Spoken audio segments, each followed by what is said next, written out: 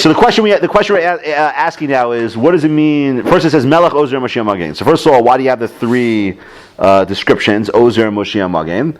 Why do we have Magen Avraham? Why do we focus on Magen versus the other two? And then why only Avram? Right? And I want to take a shot at that. So what do you think? He promised Avram. So no, Dylan's right. So obviously these all are ideas in Hashkacha. That's the easy first step to take, right? They're all reflecting. It's just part of the natural order. Because they're not. So show me why can't it be part of natural order? Give me an example of Yeshua. Vayosha Hashem Mayamahu.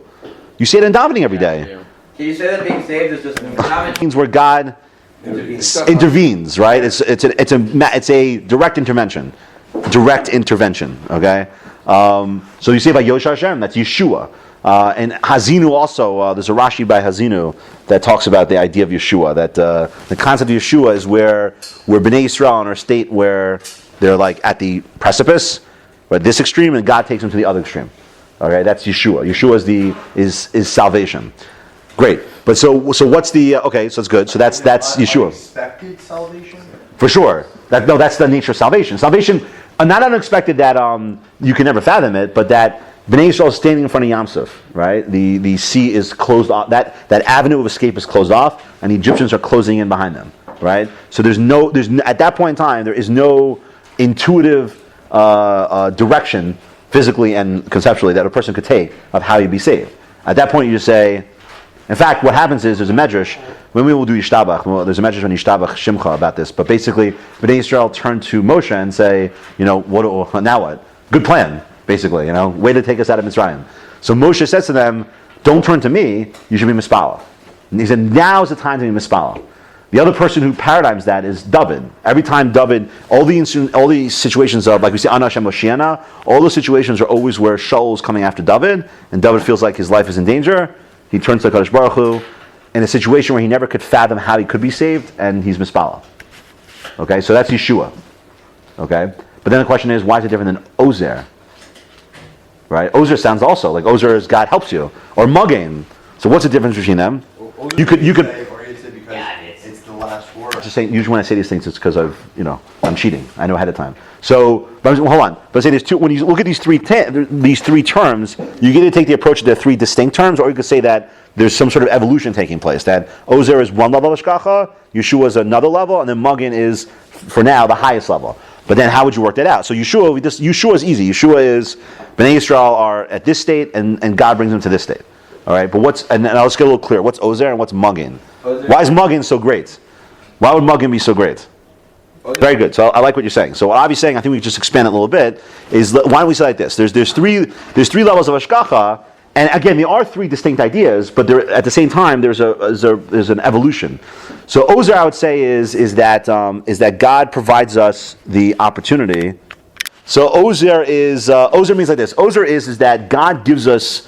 God alters the causal world in ways we don't know about, right? And that provides us opportunities where if we take advantage of them, we can benefit. All right.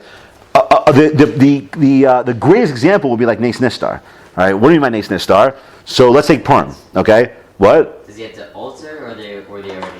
There are that's a good question. I'm not saying it doesn't mean he has to alter it, but I'm saying opportunities exist for man where you wouldn't necessarily conceive they would take place. Like a good example is tshuva. Okay, so we say that if a person turns to God, God will assist to provide him opportunities to be able to do tshuva. If he's ready to take that step, God will, in a sense, work with him. Now, how does that work in the natural world? That's a great question, because sometimes it could be it was built in already. Sometimes it could be there's some sort of like a tweak in some sort of expected causal thing. There's no way to know. But Purim is a good example. I like to use Purim because where was the Nes Purim? It was Machlokas and Gemara. We don't know. We don't know where whatever that Nes Nistar was, whatever tweak that God did. The Chazal didn't know per se. Was it Balai Lahu? Was it Haman? Haman's what do you call it? I thought it was or the battles. when Mordechai walked by and had to hear the first thing. Right, that's another possibility. What was it? We don't know. But we do know one thing though. It was imperative that Esther, along with and Bnei Israel, do tshuva. All right. So God, there was the fact that Mordechai yadas kol shanasa, that Mordechai had knowledge, was given knowledge to know what Haman was doing, meant that now Bnei Israel had the opportunity to do tshuva. Okay, so he gave them that ability. Bnei Israel on a low level, Well, I don't get into the reason why. Closer to the point, we can discuss that. Bnei Yisrael on a low level. So HaKadosh Baruch Hu is giving them the opportunity to do tshuva. All right. So the question is, do they take advantage of it? All right. So that's Ozer. Ozer is God tweaks the natural world in a way. You have to take advantage of it. All right. That's how He helps us. He gives us that opportunity. Moshiach is where. Can I just finish the point? Okay. Moshiach is where now. Think about Moshiach is more severe. Moshiach is now we're in a situation of vadai trouble. Right. By Purim we didn't know. We didn't realize it. So God, the chesed of God is that He allowed us the opportunity to recognize it, but we're going to take advantage of it or not. By Yeshua, Bnei Yisrael are standing at Yam Suf. What are they supposed to do? Right? I mean, again, they have to turn to God for Tefilah, but it's in a situation where it's overt. It's clear that they're in danger. So that's a greater expression of, it's a more overt expression by God to get involved in helping out Bnei Yisrael. Whereas by Ozer is, it could be God, it may not be God. Moshiach is, it's a Kadosh Baruch Hu without question. What? Oh, according to us. Yeah, by the way we look at it, right? Yeah. And then finally that leads to Mugging. So what Avi was saying is correct. Mugging is the greatest hashgacha. Why? Because Mugging is, you never enter into a situation of requiring God's assistance. It's a little bit of a circular position, but in other words, God's Mugging might be, for instance, like let's say like after Shechem.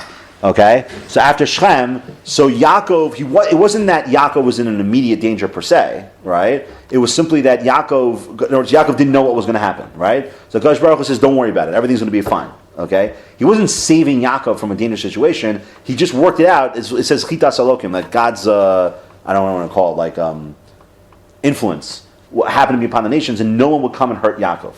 So Yaakov's knowledge of that meant he had a certain security as a result.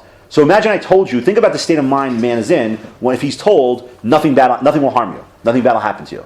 Right? That means you'll never need Yeshua. You'll never need Ozer. You're in a state where it's the ideal state. You won't need God's nudging.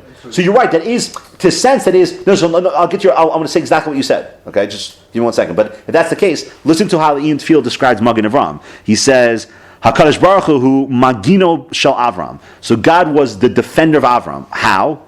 So it says in the Torah, God says to him after, I forgot where, after which episode it was, but He says, I'm going to protect you. And then He said, I'm going to defend you. He says, Perish.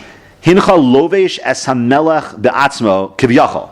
Okay, it's as if Avram's wearing, right, the king. Okay, or what do you mean, kivyachol? So what does he mean to say? He's saying, es kvod shchinaso. L'magin lach. So Avram wore the honor of the Shekhinah, and that acted to defend him.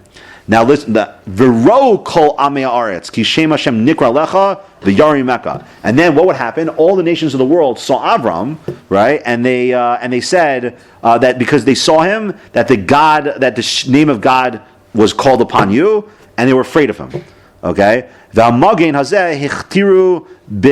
I can't read that word because it's blotted out. But I think what it means is the two letters are blotted out. But it must mean that he was crowned. There was a coronation of Malchus Hashem in Avraham. Okay, so what does that mean? Okay, and by the way, that's implying what you're saying. There was a constancy. In other words, there was a reality to God. When people saw Avraham, they saw God. What does that mean? It means that Avraham was enveloped with Malchus Hashem, and to the point. I mean, clearly it means that he merited a. Doesn't that point just mean like when it says that? You're right, but it's not just that they saw that Avram was the philosopher in a sense responsible for bringing monotheism to the world, but it's more than that. They must have seen something more. You're right. Ki shem Hashem nikra lecha v'yare'u mimeka. It wasn't just that he was a person talking of God, but what else was there? He was a living God. That's when they like literally when Put any. I mean, no, really. 30 for 30. No. That's good. You're right. So I think what Johnny saying is correct. In other words, that I think the idea is that what people would see in him is that not that. Now I'm going to be careful when I say this. Not that he's like a miracle guy, because that's not Avram. Avram's not a miracle guy. But rather, but there's something about him that here's this guy who represents this philosophy, and you see that events work in his favor. Like you said, he's successful. In other words, he's able to. I don't mean to forget the kivshon. I mean forget that. I'm saying in general, it's like they see him as they see the reality of God, God's relationship with him in how he succeeds in the world. Right? They would see that. Okay, so by doing that, and the fact that he didn't have like constant troubles. All right. Again, there were a couple times, but in general, this idea of God's presence in Avram was something people could identify with. It's hard to. Again, I don't know how. It doesn't mean everybody. Okay, nor does it. I can't tell you which specific thing, but I think that's when the idea of he's shrouded with Malchus HaKadosh Baruch Hu. It means that people saw in him the hashgacha. I'd say Avram. What if you think about it? Whatever that idea is by the Yachid by Avram, where does that idea exist as well? Where did that blossom into? For us, as an Am, everyone knows we have this. People know we have this relationship with God. There's something different about Bnei Yisrael. Again, it's the same. That's why I'm saying when I can't put my finger on Avram thing, it's the same way people say that about Jews. You know, we've been around for such a long time. That's not a logical argument. Okay, so we've been around for a long time. What? Mark Twain thing, right? All this Freud, all these people talk about. There's something about us. There's something about us that they see in a sense.